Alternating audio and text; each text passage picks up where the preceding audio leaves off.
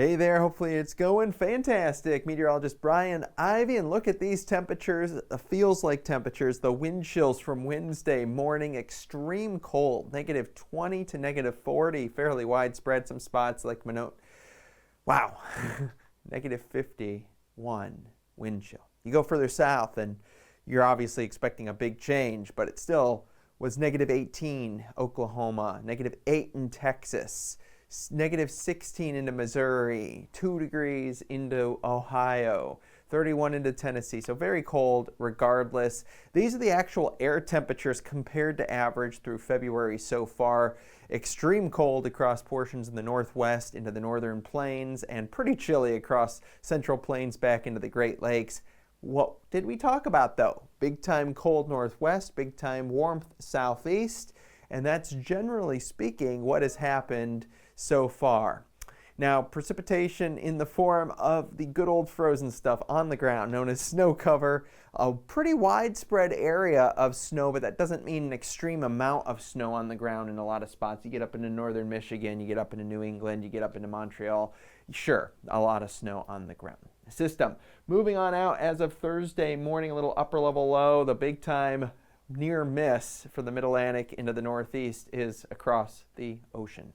Few lake effect snow showers into Thursday evening. That high pressure moves in, that will break down. High continues to push on a little bit of a less active pattern, so good news there. There'll still be some systems throughout the next week. We got one coming through portions of the west, and then this one's going to be a little clipper into the Great Lakes and Northeast as we go into early week.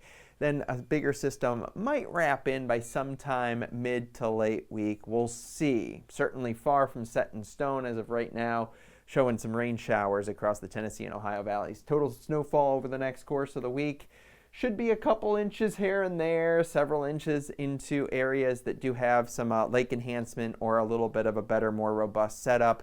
Further off towards the west, you're going to have that one general system and then a little bit back behind it next week, but not a major snow anywhere into that vicinity. And across portions of the northern plains into the Midwest, a lot of spots will not see too much, but we'll take what we can get as that snow drought does continue. Precipitation ranking this winter going back to when records started around the late 1800s.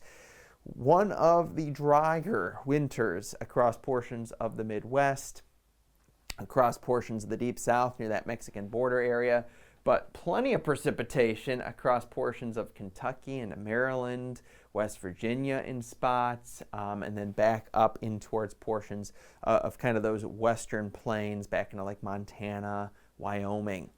It's going to be a dry pattern across much of the west anyway, in towards much of the Deep South. A wetter pattern, though, does start to take hold in that 6 to 10 day period into the northern plains and upper Midwest.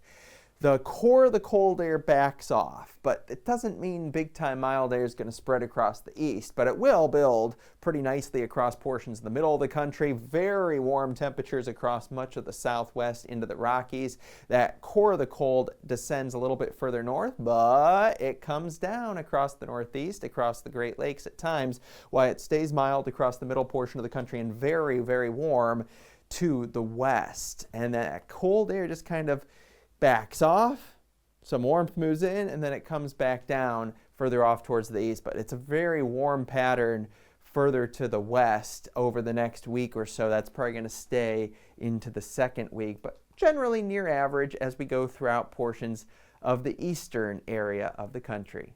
Your Norcast weather update.